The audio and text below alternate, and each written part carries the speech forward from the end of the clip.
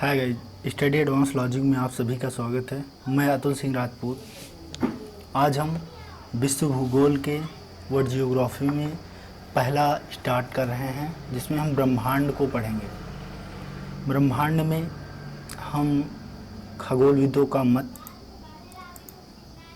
Big bang theory, Mandakini आकाशगंगा जिसमें हमारा सौरमंडल स्थित है, और ब्लैक होल क्या होता है, गोल्डीलक्स जोन क्या होता है, तारा, बेबी बूम जो आकाशगंगा है, तारों का जीवन चक्र क्या होता है, उसके बारे में, इन सभी चीज़ों के बारे में हम डिटेल्स जानेंगे। ये सभी जो क्वेश्चन कराए जाएंगे ये बहुत ही इम्पोर्टेंट होंगे और ये एग्ज़ाम में बहुत ज़्यादा पूछे जाते हैं। तो वीडियो को ध्यान से देखिएगा और चलिए स्टार्ट करते हैं।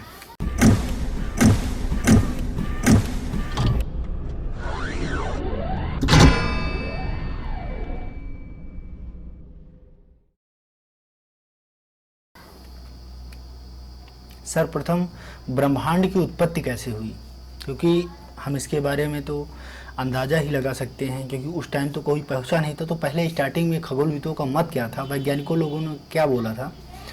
सामान्य रूप से ब्रह्मांड जो है अनंत आकाश गंगाओं का सम्मिलित पुंज को ब्रह्मांड कहते हैं। ब्रह्मांड में हमारे अनंत आकाश गंगा हैं। अभी बताएंगे आकाश गंगा क्या होता है। पहले हम खगोलविदों का मत जान लेते हैं। तो सर्वप्रथम 140 ईस्वी में जो क्लॉडियस टालमी थे, जो कि एक मिस्र यूनानी थे, इन्होंने भूकेंद्रीय सिद्धांत दिया था, जो सेंट्रिक थ्योरी दिया था, जिसमें इन्होंने पृथ्वी को सेंटर माना था संपूर्ण ब्रह्मांड का। मतलब पृथ्वी को संपूर्ण ब्रह्मांड का इन्होंने सेंटर माना था। उसके बाद क्या होता है कि निकोलस जो कापरनिकस, जो कि पोलैंड के थे, निकोलस कापरनिकस, इन्होंने सूर्य को संपूर्ण ब्रह्मांड का केंद्र माना। इसीलिए इनका सूर्य केंद्रीय सिद्धांत हेलियोसेंट्रिक थ्योरी बोलते हैं। 16वीं शताब्दी में जोहान्स केपलर, इटली, इन्होंने ग्रही कक्षाओं के नियमों की खोज की। इन्हें आधुनिक खगोल शास्त्र का जनक माना जाता है। जोहान्स केपलर को इन्होंने दूरबीन का भी आविष्कार किया था। इनके दूरबीन का आविष्कार गैलीलियो द्वारा दूरबीन का आविष्कार किया गया था। तो 16वीं शताब्दी आते फिर उसके बाद क्या होता है कि 1805 ईस्वी में विलियम हर्शले दूरबीन की सहायता से ब्रह्मांड का अध्ययन कर यह स्पष्ट कर दिया कि सौरमंडल जो है आकाशगंगा का एक अंश मात्र है। अब इससे क्लियर होने लगा कि जो सौरमंडल है हमारा, ये आकाशगंगा का एक अंश मात्र है, जो कि ब्रह्मांड में बहुत सारे आकाशगंगा स्थित हैं। फिर क्या होता है, एडविन हब्बल, जो कि अमेरिका के रहने वाले थे, 1925 में इन्होंने कहा कि आकाशगंगा के बीच की दूरी बढ़ रही है। इन्होंने एक मिश्रित ब्रह्मांड का सिद्धांत दिया था। चलिए देखते हैं। इसे लर्न करने का तरीका जो है, T4 टालमी होता है। T20 से अल्फ़ाबेट को हम अगर उसके नंबर वाइज देखते हैं, क्रम वाइज देखते हैं, तो ये 20 नंबर पे आता है। तो 20 से टी होता है, मतलब इन्होंने सबसे पहले, फिर उसके बाद 11, फिर उसके बाद, तो इसी तरह एक सीरियल वाइज बनता चला जाता है। तो उससे याद कर सकते हैं हम। टी फॉर टालमी, फिर को फॉर कापरनिकस, सूर्य केंद्रीय हेलियोसेंट्रिक, मतलब पहले इन्होंने पृथ्वी को सेंटर माना, फिर इन्होंने सूर्य को सेंटर माना। फिर केपलर ने ग्रहों की कक्षाओं का नियम दिया। फिर हर्शले, इन्होंने सौरमंडल आकाशगंगा का एक अंश मात्र कहा। फिर हब्बल आते हैं। हब्बल ने आकाशगंगाओं के बीच की दूरी जो बढ़ रही है उसके बारे में बताया। इन सभी चीज़ों को आपको ध्यान से देखना होगा और आप एक बार याद कर लीजिएगा वीडियो को पॉज करके, और इसका स्क्रीनशॉट भी ले लीजिएगा। फिर आगे चलते हैं। अब एक क्वेश्चन है आपके लिए। सर्वप्रथम किस वैज्ञानिक ने कहा कि आकाशगंगा जो है संपूर्ण ब्रह्मांड का एक अंश मात्र है? बताइए। अभी आपको मैंने बताया ना कि आकाशगंगा संपूर्ण ब्रह्मांड का एक अंश मात्र है। तो किसने कहा था? तो हर्शले ने। किसने कहा था? हर्शले ने। अभी हमने क्वेश्चन कराया था, आपको बताया था कि हर्शले ने ही कहा था कि 16वीं शताब्दी में कि आकाशगंगा संपूर्ण ब्रह्मांड का एक अंश मात्र है। इसके पहले बहुत सारे वैज्ञानिकों के अलग अलग मत थे। चलिए अगला क्वेश्चन देखते हैं। इसे आप लगाइएगा। पृथ्वी को संपूर्ण ब्रह्मांड का केंद्र किस वैज्ञानिक ने माना था? सबसे पहला जो वैज्ञानिक थे टालमी थे। इन्होंने ही पृथ्वी को संपूर्ण ब्रह्मांड का केंद्र मान लिया था, क्योंकि उस समय जानकारी का अभाव था। तो कौन सा ऑप्शन सही है? नंबर 4 टालमी सही है। अगला देखते हैं, महाविस्फोट सिद्धांत, बिग बैंग थ्योरी, इसके बारे में जानते हैं। बहुत बार सुना होगा आपने बिग बैंग थ्योरी। तो इसका सिद्धांत जो दिया गया था जॉर्ज लेमेंतेरे ने 1894 में दिया था। और फिर आधुनिक समय में ब्रह्मांड की उत्पत्ति संबंधी सर्वमान्य सिद्धांत यहाँ पर 1896 होना चाहिए था। और क्या है, आधुनिक समय में ब्रह्मांड की उत्पत्ति जो है संबंधी सर्वमान्य सिद्धांत जो है बिग बैंग थ्योरी है। इसे विस्तारित ब्रह्मांड की परिकल्पना भी कहा जाता है। इस सिद्धांत का प्रतिपादन जो है जॉर्ज लेमेंतेरे ने ब्रह्मांड, आकाशगंगा तथा सौरमंडल की उत्पत्ति हेतु किया था। लेकिन बाद में रॉबर्ट जो वेगनर ने इस सिद्धांत की व्याख्या प्रस्तुत की थी। क्या है big bang theory? Big bang theory क्या है, इसके बारे में जानते हैं। इसमें क्या होता है, तो प्रारंभ में सभी पदार्थ, ब्रह्मांड में जो है प्रारंभ में सभी पदार्थ जिनसे ब्रह्मांड निर्मित है अति छोटे गोलक के रूप में एक ही स्थान पर स्थित थे। फिर जिनका आयतन अत्यंत सूक्ष्म तथा तापमान व घनत्व अनंत था, मतलब आयतन बहुत कम था और तापमान व घनत्व अधिक था। तो इससे क्या हुआ कि अत्यधिक संकेंद्रण के कारण बिंदु का आकस्मिक महाविस्फोट हुआ, जिसे ब्रह्मांड विस्फोट या बिग बैंग थ्योरी के उपमा दी जाती है। फिर आगे चलते हैं, आकाश गंगा क्या होता है, इसके बारे में जानते हैं। आकाश गंगा क्या है? असंख्य तारों के समूह को आकाश गंगा कहते हैं और इनकी दूरी को हम प्रकाश वर्ष में नापते हैं, क्योंकि बहुत दूर दूर होने की वजह से। वैसे आप जानते होंगे कि एक प्रकाश वर्ष बराबर होता है 9.46 इंटू 10 की पावर 12 किलोमीटर होता है। प्रारंभ में ब्रह्मांड में ऊर्जा व पदार्थ का वितरण समान नहीं था, तो घनत्व में प्रारंभ में भिन्नता व गुरुत्वाकर्षण बलों में भिन्नता आई, जिनसे परिणाम स्वरूप पदार्थों का एकत्रण प्रारंभ हुआ। यही एकत्रण आकाश गंगाओं के विकास का आधार बना। निहारिका क्या होती है? निहारिका जो है आकाश गंगा के जो शुरुआती निर्माण के शुरुआत हाइड्रोजन से बने विशाल गैसों के संलयन से होती है, जिसे निहारिका कहा जाता है। आकाश गंगा का जो निर्माण होता है शुरुआत में हाइड्रोजन से बने जो विशालकाय गैस होते हैं, इन्हें ही निहारिका कहा जाता है। अभी जान लेते हैं मंदाकिनी क्या होती है। जो मंदाकिनी क्या है कि वह आकाश गंगा जिसमें हमारा सौर परिवार है, सूर्य, पृथ्वी, ग्रह, उपग्रह अवस्थित हैं, उसे मंदाकिनी कहते हैं। मंदाकिनी आकाश की गंगा सर्पिलाकार है, अर्थात जिस आकाश गंगा, ये आकाश गंगा है, जिस आकाश गंगा में सौरमंडल हमारी स्थिति है, हमारा स्थान ये है द्वितीय घूर्णन भुजा में। तो सौरमंडल जिस आकाश गंगा में स्थित है उसे मंदाकिनी नाम से जानते हैं। इस आकाश गंगा को मंदाकिनी नाम से जानते हैं। मंदाकिनी आकाश गंगा तस्तरी के समान चपटी है। ये एक तस्तरी नुमा के समान चपटी है। इसमें 3 घूर्णन भुजाएं हैं। ये हमारी जो जिसमें सौर परिवार जो सूर्य की स्थिति है वो दूसरी घूर्णन भुजा में स्थित है। इसका विस्तार जो है 80,000 प्रकाश वर्ष है, इसे याद रखना। इसके केंद्र को बल्ज बोलते हैं। अभी इसका जो बीच वाला पॉइंट है यही तुम्हारा ब्लैक होल है। इसका जो सेंट्रिक पॉइंट है, ये जो स्थिति है सेंट्रिक पॉइंट, इसे ब्लैक होल बोलते हैं। और ये जो इसके किनारे जो फर्स्ट लेयर है, जो पहली घूर्णन भुजा है, इसे बल्ज बोलते हैं। गुरुत्वाकर्षण के कारण बल्ज के पास तारों का संकीर्ण अधिक होता है। तो ये जो गुरुत्वाकर्षण यहाँ पर बहुत अधिक होता है, इसके कारण बल्ज जो फर्स्ट लेयर होता है, यहाँ पर गुरुत्वाकर्षण तारों का संकीर्ण बहुत अधिक होता है। बल्ज के पास क्वासर पाया जाता है, जो कि अंतरिक्ष में 4 से 10 प्रकाश वर्ष दूरी पर स्थित होता है। ठीक, ये अंतरिक्ष में 4 से 10 प्रकाश वर्ष, मतलब सौर मंडल से 4 से 10 प्रकाश वर्ष दूरी है। सूर्य मंदाकिनी के केंद्र का एक चक्कर लगभग 250 से 25 करोड़ वर्ष में पूरा करता है। मतलब कि ये जो हमारा सौर मंडल, हमारी स्थिति यहाँ पर है, तो ये जो परिक्रमा करता है, ये इसकी परिक्रमा जो है 25 करोड़ वर्ष में एक बार पूरी करता है। इसकी गति क्या है? 250 किलोमीटर प्रति सेकंड है।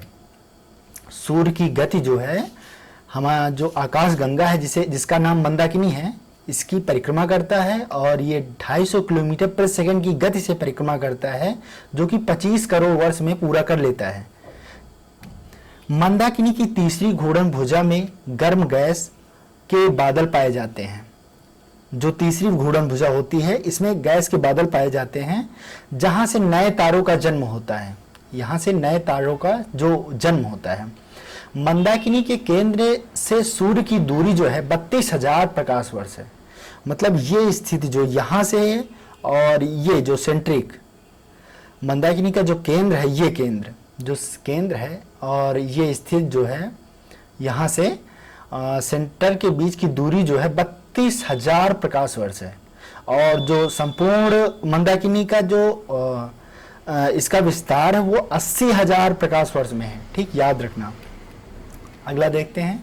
ये देखिए, हमने इसको मैप में बड़ा किया है। तो ये हमारा सौर मंडल की स्थिति है, ये हमारी सौर मंडल है। इसमें ये जो है ये ब्लैक होल है, इसे बोलते हैं, इसे बोलते हैं इसे। यहाँ पर तारों का बहुत अधिक घनत्व होता है, बहुत अधिक तारे का घनत्व होता है। और ये दूसरी घूर्णन भुजा होती है और ये तीसरी घूर्णन भुजा होती है। ये सर्पिलाकार होती है, खुली भुजा है। फिलहाल तो हम यहाँ पर मैप ही राउंड बना है, लेकिन यहाँ पर खुली भुजा होती है, तो जिससे तारों की एंट्री हुआ करती है। तारों का जो बनना होता है, अभी बताएंगे आपको आगे कि तारे कैसे बनते हैं। तो यहाँ पर घूर्णन भुजा में जो तारों का धूल कण मिट्टी से जो बनते हैं, ये देखिए हमारी स्थिति यहाँ पर है, ये सौरमंडल है और ये यहाँ पर पृथ्वी की स्थिति है। तो ये जो पृथ्वी की स्थिति जो यहाँ पे है, यहाँ से यहाँ की दूरी अभी बताया ना 32,000 प्रकाश वर्ष है। और पूरे सौरमंडल यहाँ से लेके यहाँ तक की दूरी जो है 80,000 प्रकाश वर्ष है। तो ये चीज़ याद रखना। यहाँ पर सबसे नज़दीक तारा कौन सा पाया जाता है वो भी अभी बात करेंगे। चलिए, इतना समझ में आ गया कि नहीं। सौरमंडल की स्थिति, ये आकाश गंगा है। इस आकाश गंगा का नाम मंदाकिनी है, क्योंकि नाम ये सौरमंडल, जिस आकाश गंगा में हमारा सौरमंडल स्थित है, इसका नाम मंदाकिनी है। और ब्रह्मांड में जो है असंख्य इसी तरह आकाश गंगाएं स्थित हैं। जैसे ये आकाश गंगा है, इसी तरह असंख्य अरबों आकाश गंगा जो है ब्रह्मांड में स्थित हैं।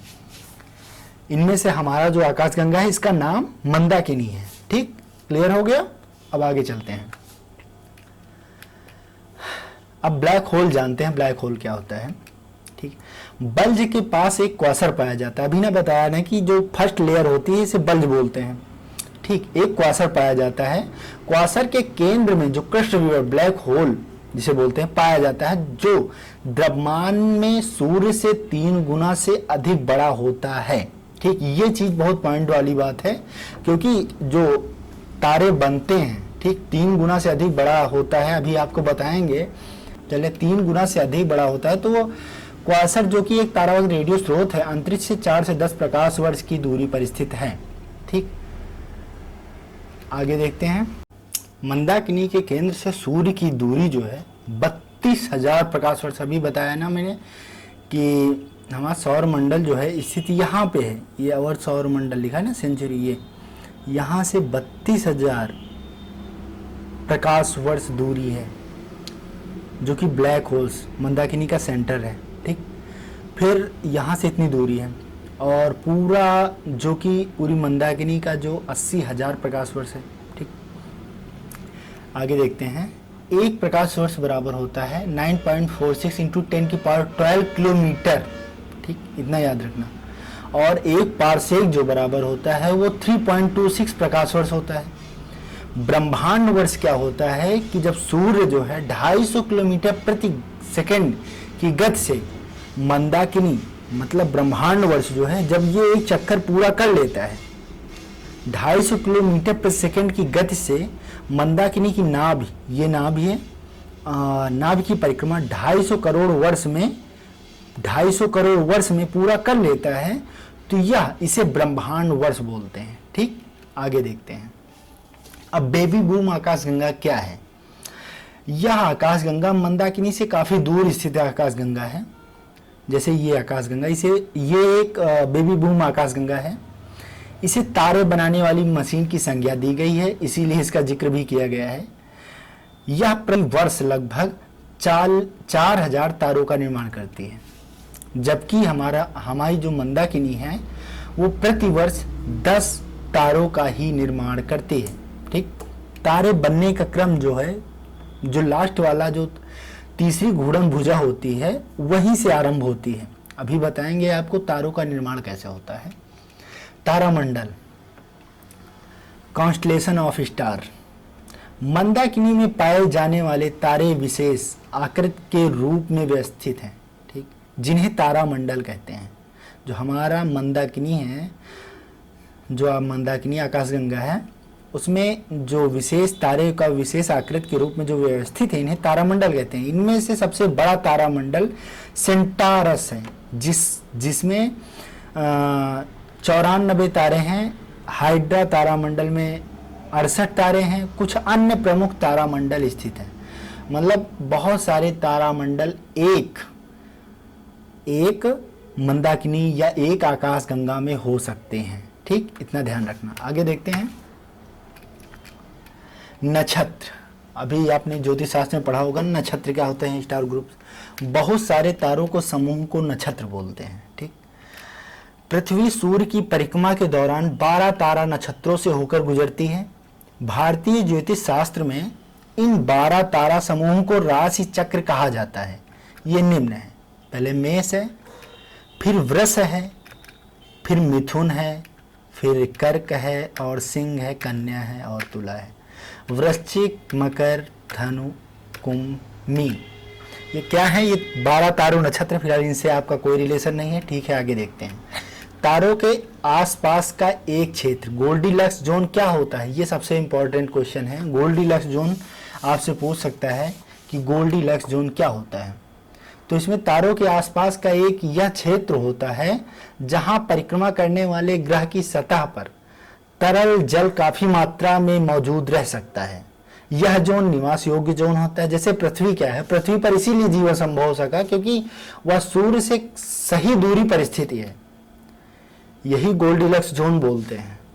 जैसे ना बुध पे जीवन है, ना भी शुक्र पर जीवन है, क्योंकि वह बहुत नजदीक है, और ना ही बहुत दूर जैसे ना मंगल, बृहस्पति और शनि अरुण पे भी जीवन नहीं है, क्योंकि वह दूर है और उसमें जीवन के लिए बहुत सारी सुविधाएं नहीं। तो हर एक चीज के लिए इसमें क्या बोले हैं कि तारों के आसपास का एक क्षेत्र होता है जहां परिक्रमा करने वाले ग्रह की सतह पर तरल जल काफी मात्रा में मौजूद रह सकता है। तो ऐसा नहीं है कि सिर्फ मंदाकिनी जहां पर हमारा सौरमंडल स्थित है, मंदाकिनी में ही जीवन है। हो सकता है कई सारे आकाश गंगाओं में ऐसी जीवन स्थिति हो, तो ये कल्पना हो सकती है, क्योंकि ब्रह्मांड में असंख्य आकाश गंगाएं हैं और आकाश गंगाओं में ऐसी स्थिति अन्य आकाश गंगाओं में हो सकती है। तो ये परिकल्पना हो सकती है। चलिए अगला देखते हैं। तारों का जीवन चक्र, द स्टार लाइफ साइकिल। अब इसके बारे में जानते हैं। तारों का जीवन चक्र कैसा होता है? जो प्रकाशवान व प्रकाश उत्पन्न करने वाले खगोलीय पिंड को तारा बोलते हैं। तारा किसे बोलते हैं? जो प्रकाश उत्पन्न करते हैं या प्रकाशवान होते हैं। ठीक, तारे बनने का क्रम क्या होता है? आकाशगंगा के घूर्णन से ब्रह्मांड में मौजूद गैसों के बादल प्रभावित होते हैं। आकाशगंगा जो घूमती है, तो घूर्णन जब होता है आकाशगंगा भी घूम रही है, तो घूर्णन से ब्रह्मांड में जो मौजूद गैस होते हैं, इनके बादल प्रभावित होते हैं। फिर क्या होता है कि आकाशगंगा की तीसरी भुजा भी बोला ना मैंने कि सेकंड भुजा पे सौरमंडल हमारी स्थिति है, और फर्स्ट लेयर पे जो क्वासर वगैरह है, और फर्स्ट जो उसके सेंट्रिक पॉइंट होता है वो ब्लैक होल होता है। जो थर्ड लेयर होता है, थर्ड लेयर में तीसरी भुजा में हाइड्रोजन के बादल बनने शुरू हो जाते हैं, जिसे स्टेलर नेबुला बोलते हैं, ठीक, ये ध्यान रखना। स्टेलर नेबुला काफी बड़ा हो जाता है तो गुरुत्वाकर्षण के कारण सिकुड़ने लगता है। जब ये काफी बड़ी मात्रा में स्थिति होने लगती है तो यह सिकुड़ने लगता है, जिसे आदि तारा कहते हैं। फिर तारों का केंद्र काफी सघन हो जाता है। उसके बाद इसमें परमाणु की परस्पर टक्करें की संख्या जो है बढ़ जाती है। परिणामतः क्या होता है कि हाइड्रोजन के हीलियम में बदलने की प्रक्रिया जो है प्रारंभ हो जाती है। इसमें असीमित मात्रा में विकिरण ऊर्जा मुक्त होती है एवं ताप व दाब बढ़ने से पूर्ण रूप से यह तारा बन जाता है। क्या हो जाता है? पूर्ण रूप से तारा बन जाता है। अभी समझ में आया कि कैसे तारा बनता है? तारा बनता है, पहले स्टेपलर नेबुला होता है। क्या होता है, जब हाइड्रोजन के बादल बनते हैं तो इसे इसका नाम दिया गया है स्टेलर नेबुला, जब हाइड्रोजन के बादल बनते हैं। फिर क्या होता है, गुरुत्वाकर्षण के कारण ये सिकुड़ जाता है, मतलब इकट्ठा हो जाता है। फिर आदि तारा कहते हैं, फिर जिसे स्टार्टिंग तारा बोलते हैं। फिर तारों का केंद्र काफी सघन हो जाता है। तारों का जो केंद्र है इसी तरह काफी सघन हो जाता है, बहुत सारे धूल मिट्टी का इकट्ठा होने लगे सघन हो जाता है। इसके बाद इसमें परमाणु की परस्पर टक्करें होने लगती है, बहुत सारे तारे, इसकी संख्या बढ़ जाती। परिणामतः हाइड्रोजन के हीलियम, हाइड्रोजन से क्या बनने लगता है? हीलियम बनने की प्रक्रिया जो है प्रारंभ हो जाती है। और जब ये हीलियम बनने लगता है तो असीमित मात्रा में क्या होता है कि ऊर्जा मुक्त होती है एवं ताप व दाब बढ़ने के एवं पूर्ण रूप से तारा बन जाता है। आगे देखते हैं। अभी ये समझ में आ गया ना तारे कैसे बनते हैं। तारों का जीवन चक्र। तारा धीरे धीरे ठंडा होने लगता है, तब हाइड्रोजन के हीलियम के बनने की प्रक्रिया जो है, जब हाइड्रोजन जो है वो हीलियम बनने की प्रक्रिया जो है पूर्ण हो जाती है।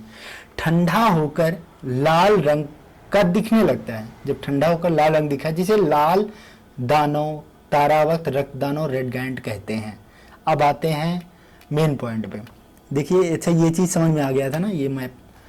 आगे देखते हैं। एस चंद्रशेखर ने क्या बोला था वो जानते हैं।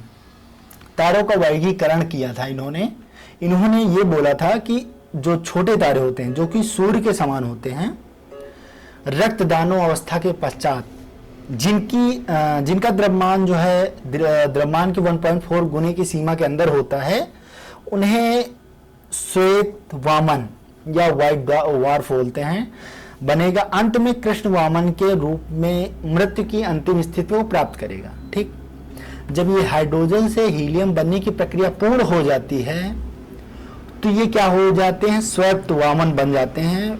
श्वेत वामन बनेगा। फिर अंत में क्या होगा कि कृष्ण वामन, ये मतलब काला पिंड बनकर रह जाएगा।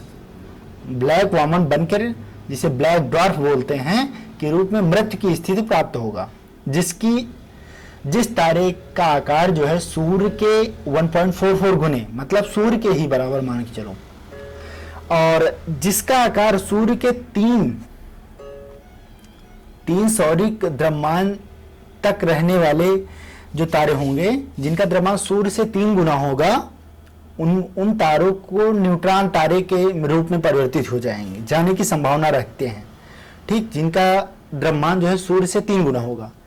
फिर क्या होगा कि जो बड़े तारे होते हैं, जिनका सुपरनोवा विस्फोट के पश्चात जो है एक विस्फोट होगा, 3 सौर द्रव्यमान से अधिक अवशेष वाले तारे जो हैं ब्लैक होल बन जाएंगे।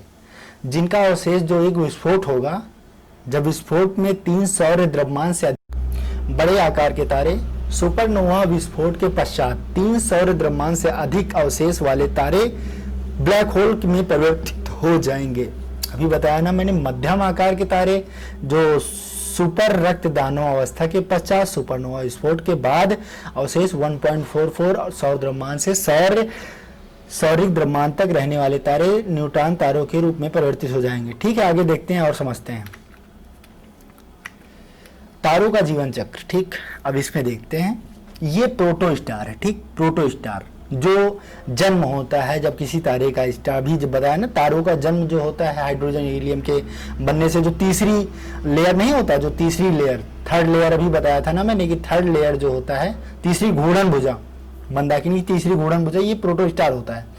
फिर इसमें क्या होता है कि सूर्य के जो समान तारे बनते हैं, ठीक, जो सूर्य के समान तारे बनते हैं, ये वृद्धावस्था पर रक्तदानों बन जाते हैं। फिर ग्रही नेबुला बन जाते हैं और श्वेत बौना बन जाते हैं।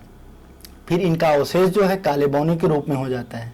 ठीक, जो सूर्य से 3 गुना अधिक होते हैं बृहत तारे होते हैं। ठीक, ये रक्तदानों का रूप लेते हैं और रक्तदानों तारे जो इनका 3 गुना से भी अधिक होते हैं ये। फिर इनकी जो स्थिति होती है, यहाँ पर रक्तदानों जब बन जाते हैं तो एक सुपरनोवा विस्फोट होता है, बहुत बड़ा विस्फोट होता है। तो इसमें जो जिनकी जो अभी 3 गुना से अधिक होते हैं वो ब्लैक होल बन जाते हैं।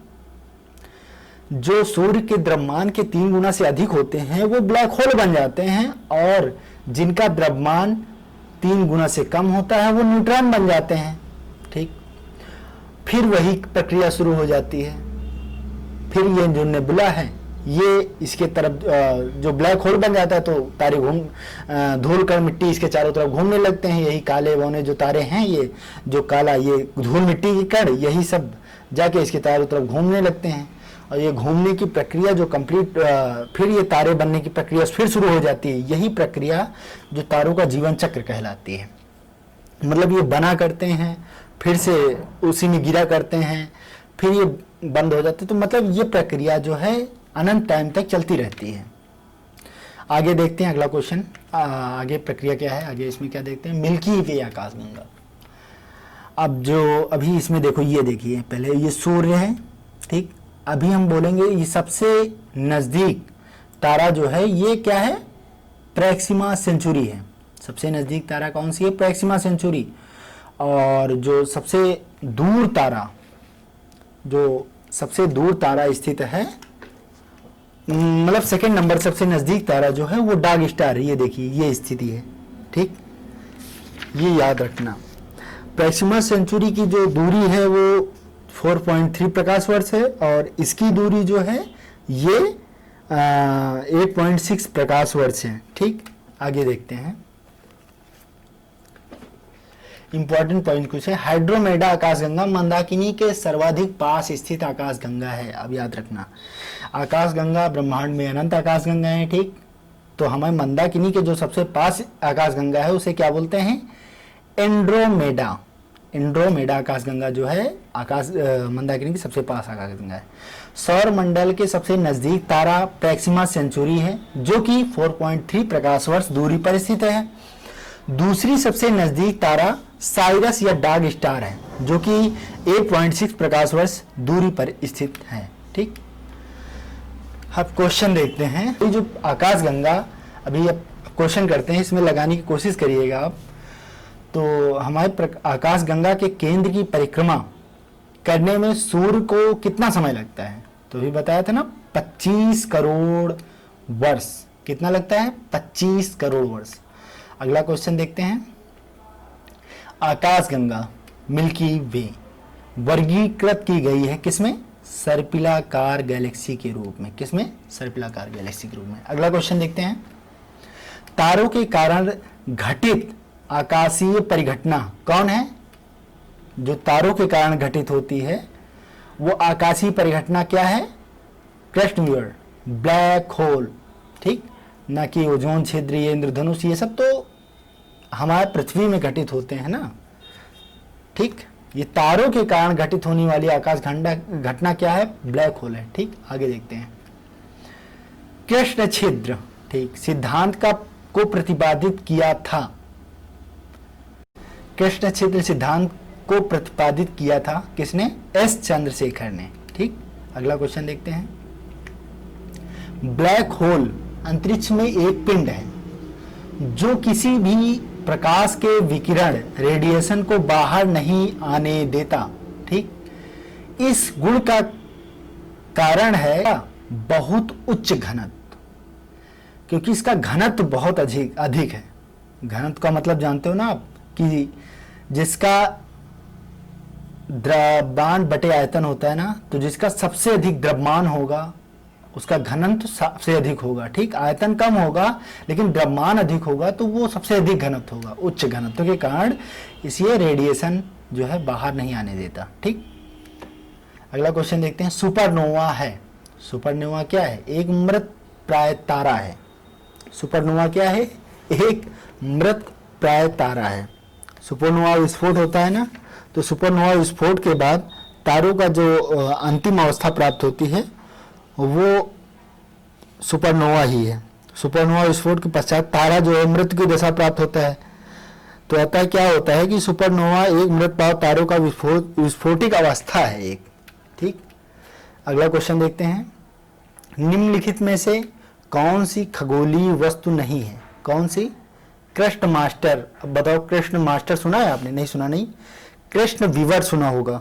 कृष्ण विवर, कृष्ण मास्टर नहीं बल्कि कृष्ण विवर होता है, या ब्लैक होल बोलते हैं उसे, खगोलीय वस्तु है। क्वासर क्या है? अब ये क्वासर भी जान लो। क्वासर एक तारा व स्रोत है जो कि 4 से 10 अरब प्रकाश वर्ष की दूरी पर स्थित है। ठीक, ये प्रकाश उत्सर्जित करते हैं। इनसे आने वाली रेडियो तरंगों से इसकी जानकारी प्राप्त की जाती है। इसी प्रकार पल्सर एक खगोलीय पिंड है। ठीक, जो स्पंद के रूप में नियमित अंतराल पर रेडियो तरंगे उत्सर्जित करता है रहता है। ठीक, पल्सर एक रेडियो पिंड है। पल्सर क्या है? अभी बोला ना मैंने, एक खगोलीय पिंड है जो स्पंदन मतलब एक वाइब्रेट किया करता है नियमित अंतराल पर। अगला क्वेश्चन देखते हैं। निम्नलिखित में से कौन अंतरिक्ष में नहीं पाया जाता? क्या नहीं पाया जाता? Bristol star. अभी हमने पल्सर भी पाया जाता है, ब्लैक होल भी पाया जाता है, क्वासर भी पाया जाता है, क्या नहीं? Bristol star. अगला देखते हैं। प्रकाश वर्ष। प्रकाश वर्ष किसकी इकाई है? दूरी की। अगला देखते हैं। जैसे एक व्यक्ति है, काली अंधेरी रात में रेगिस्तान में अकेला खड़ा है। ठीक, उसे अपने गांव जाना था जो वहां से पूर्व में क्या है? पूर्व में 5 किलोमीटर की दूरी पर था। ठीक, पूर्व में है। उसके पास दिशा ज्ञान के लिए कोई यंत्र नहीं था, पर उसने ध्रुव तारों को पहचान लिया। अब उसको गांव पहुंचने के लिए निम्नलिखित में से कौन सा मार्ग अपनाना अधिकतम सुविधाजनक होगा? क्योंकि आप जानते होंगे कि ध्रुव तारा हमेशा उत्तर की ओर ही दिशा इंगित करता है। इससे क्या होगा कि ध्रुव तारे की दिशा में चलें नहीं, क्योंकि उसे पूर्व की ओर जाना है। ध्रुव तारों से विपरीत दिशा में चलें नहीं, फिर तो दक्षिण की ओर चला जाएगा। ध्रुव तारों को अपनी बाईं ओर रखकर चले, हाँ बाईं ओर रखकर चलेगा तो ये पूर्व की दिशा में जाएगा और वो अपने घर पहुंच जाएगा। ठीक है, इसका ऑप्शन कौन सा है? सी ऑप्शन सही है। अगला क्वेश्चन देखते हैं। चलिए ठीक है, आप वीडियो को सब्सक्राइब कर लीजिए और मेरा वीडियो यहीं पर समाप्त होता है। धन्यवाद। अगर आपको अच्छा लगा है, ये अगला जो मेरा चैप्टर होगा वो सौरमंडल का होगा। प्लीज़ सब्सक्राइब कर लीजिए और बेल आइकन को ज़रूर क्लिक कर लीजिए, क्योंकि इसी तरह के वीडियो मैं आगे लाता रहूँगा। धन्यवाद आप सभी को इतनी देर टाइम देने के लिए। ओके, धन्यवाद। Nice to meet you. Press the bell icon on the YouTube app and never miss another update.